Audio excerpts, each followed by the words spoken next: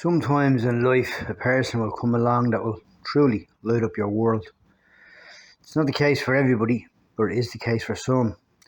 And in the story in which I read my week with Uncle Pat, this seems to be the very case in point, where my friend, a man who I met in 2016, while I walked alongside him while Dan Tab was running a summer camp in Ballymun, and I met Michael McDonnell at that particular time. Now, however, in saying that, over the recent time we've become friends, and I've been doing a bit of work on his book, which is due to release. And I have to be truthful with you and honest with you, it is not a matter of the case of the blind leading the blind, but it's literally a case of light leading the blind, where it has been a book where I have been very much taken back by in absolutely every aspect of its written context. Michael's a wonderful writer. He actually hails himself.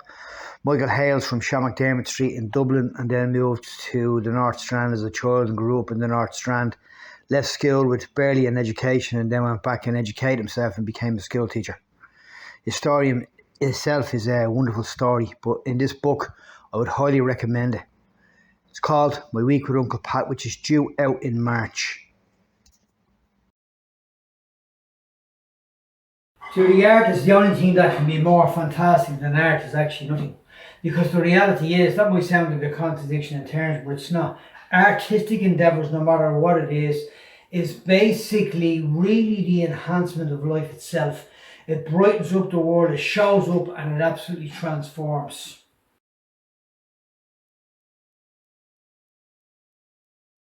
The story in one of the particular chapters, what happens is that Michael gets a knock on his door. At this moment in time, Michael is emerging from his family neighbourhood, family neighbourhood. He lives in a place in North Strand, which is basically about a mile or a kilometre up the road. You have Summer Hill, over a little bit of a kilometre this way. You have Sheriff Street, you have Ballybock and blah blah. So you're right bang in the centre of inner city Dublin. You have the five lamps area of Dublin. And this is where Michael's a man. He gets a knock on the door, and basically he's a taxi driver.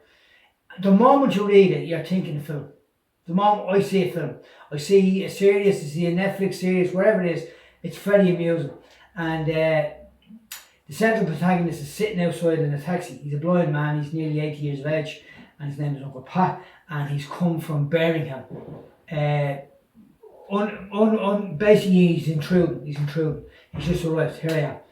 And he is absolutely horrendously obnoxious in absolutely every sense of the word, but yet you grow to like him, and you see the real character of Michael coming out in this particular story, of really trying hard to facilitate his Uncle Pat.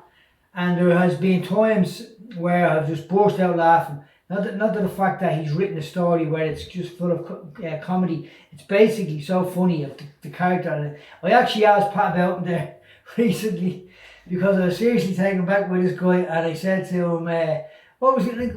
What was he like? Like, you know, this is off set, off whatever."